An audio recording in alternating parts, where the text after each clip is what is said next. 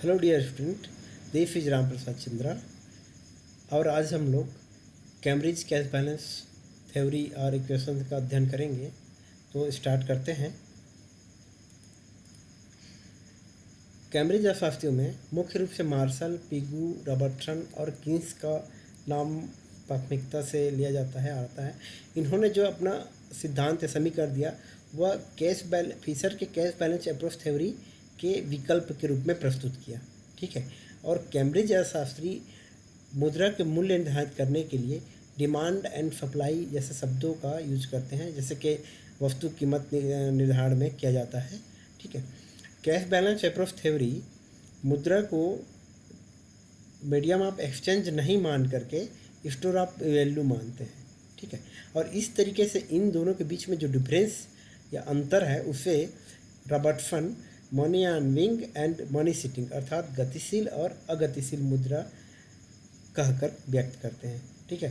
According to Cambridge equation, यदि किसी समय में मुद्रा की सप्लाई दी हुई है, ठीक है, मुद्रा की पूर्ति दी हुई है, तो मुद्रा का वैल्यू कैश बैलेंस के डिमांड पर निर्भर करती है या निर्धारित करती है। कैश बैलेंस डिमांड जो है या मांग जो है उसको निर्धारित करती है। ठीक है। अर्थात जब मुद्रा की मांग में वृद्धि होती है, ठीक है, तब लोगों द्वारा जो वस्तु एवं सेवाओं पर व्यय करते हैं या किया जाता है उसमें क्या होती है, कमी हो जाती है। और लोग जो है मुद्रा को कैश बैलेंस के रूप में अपने पास रखना पसंद करते हैं। ठीक है, या रखते हैं। ठीक, इस तरीके से जब वस्तु और सेवाओं की मांग में कमी हो जाती है तब कीमत स्तर गिर जाता है, और कीमत स्तर गिरने से मुद्रा का वैल्यू जो है बढ़ जाता है। ठीक है। इसके विपरीत जब मुद्रा की मांग में कमी होती है तो कीमत स्तर बढ़ जाता है। ठीक है। और मुद्रा का वैल्यू जो है घट जाता है। ठीक, तो इसमें हम आगे चल के देखते हैं, मार्शल का समीकरण देखते हैं। ठीक है। मार्शल ने अपने सिद्धांत को समीकरण के रूप में प्रस्तुत नहीं किया, अपितु उसके जो अनुयायी थे उन्होंने इस सिद्धांत को एक बीजगणितीय व्याख्या की है। ठीक है। इसे एक एग्जाम्पल से समझते हैं। मान ले जाते हैं कि एक व्यक्ति है ए, ठीक है, और वह अपने पास कुछ नकदी राशि शेष रखना चाहता है कि क्योंकि वह ही उस व्यक्ति की क्रय विक्रय की मात्रा को क्या करता है, निर्धारित करता है। ठीक है। इस प्रकार से हम समाज के और अन्य सभी XYZ सभी मुद्रा धारकों के नकदी शेष को जोड़ करके और उस कुल योग को उसकी कुल आय के भिन्न के रूप में व्यक्त करते हैं। ठीक है। तो इसे हम समीकरण में इस तरीके से व्यक्त करते हैं।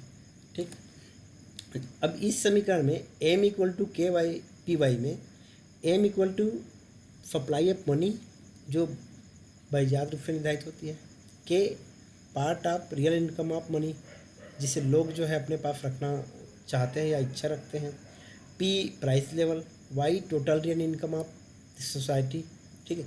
इस प्रकार हम पाते हैं कीमत level equal to P equal to M upon K Y. ठीक है। अर्थात मुद्रा का मूल्य 1/p equal to K Y upon M.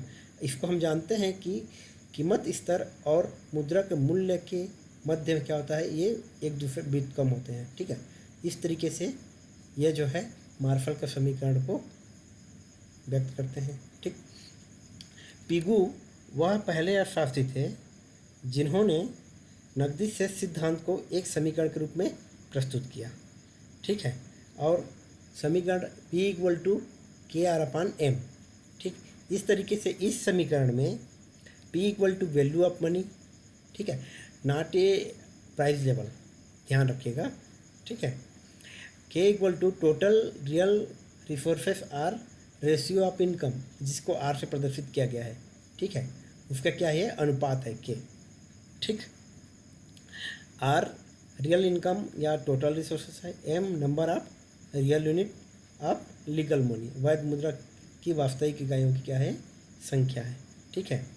अब देखते हैं हम, तो पिगू के अनुसार से केवल वैध मुद्रा या नकदी ही मुद्रा मांग में नहीं आती, अपितु इसके अतिरिक्त जो है बैंक फेस भी आते हैं, ठीक है, जिसमें बैंक नोट और बैंक फेसों को मुद्रा की मांग में सम्मिलित करते हुए पीगू जो है एक नई समीकरण या समीकरण का संशोधित रूप प्रस्तुत करते हैं, ठीक है, जो इस प्रकार है P=KR/M, ठीक है, medium bracket C+H bracket 1 - C bracket close, ठीक।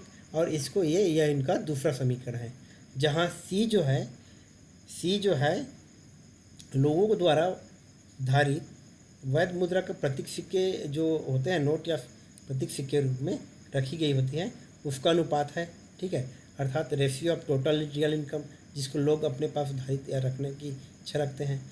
1 - C ratio of bank note and bank balance है, ठीक है, और H जो है ratio of real legal money होती है, जिसको बैंकर्स जो है अपने ग्राहकों द्वारा धारित नोट और शेष के मुकाबले रखते हैं, ठीक है।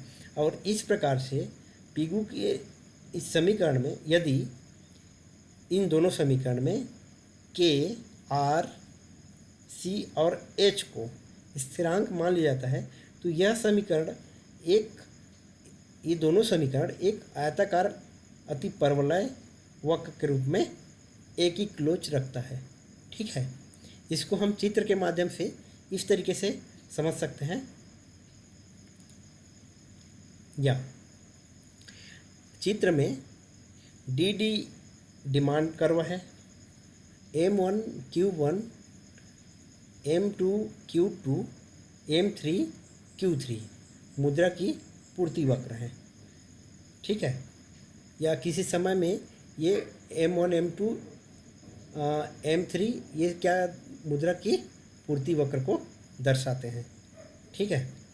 अब देखते हैं, जब मुद्रा की पूर्ति M1 है तब मुद्रा का वैल्यू जो है P1 के इक्वल है, ठीक।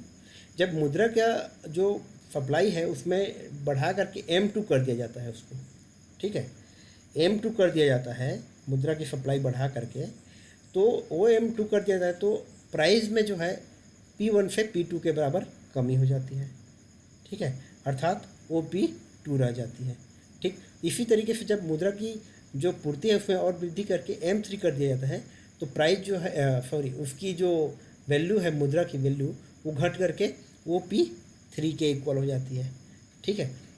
अर्थात हम देखते हैं यहाँ पर कि जिस अनुपात में हम यहाँ पर मुद्रा की जो सप्लाई है उसमें वृद्धि करते हैं, ठीक उसी अनुपात में उसका जो वैल्यू है मुद्रा का वो भी कम होता है, ठीक है। जब हम M1 से M3 करते हैं तब मुद्रा का वैल्यू भी घट करके P1 to P3 हो जाता है, ठीक है। अर्थात जिस अनुपात में हम यहाँ पे मुद्रा की सप्लाई में वृद्धि कर रहे हैं उसी अनुपात में वहाँ पर मुद्रा का वैल्यू में भी क्या हो जाता है, कमी हो जाती है, ठीक है। इस प्रकार मुद्रा का मांग वक्र DD1 एक आयताकार अतिपरवलय वक्र को व्यक्त करता है, क्योंकि यह मुद्रा के मूल्यों में परिवर्तन को मुद्रा की पूर्ति के ठीक उसी अनुपात में व्यक्त करता है जिस अनुपात में हम मुद्रा की पूर्ति में क्या करते हैं, वृद्धि करते हैं, ठीक है।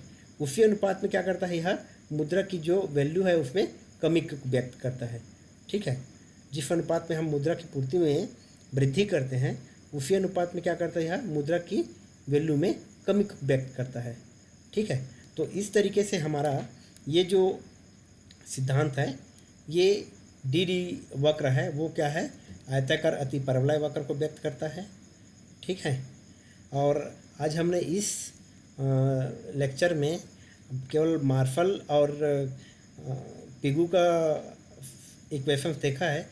नेक्स्ट जो लेक्चर होगी उसमें हम लोग रॉबर्टसन और किन्स का लेक्चर देखेंगे, उनका इक्वेशंस देखेंगे। तो आज के लिए ठीक है, तो thank you and thank you for watching.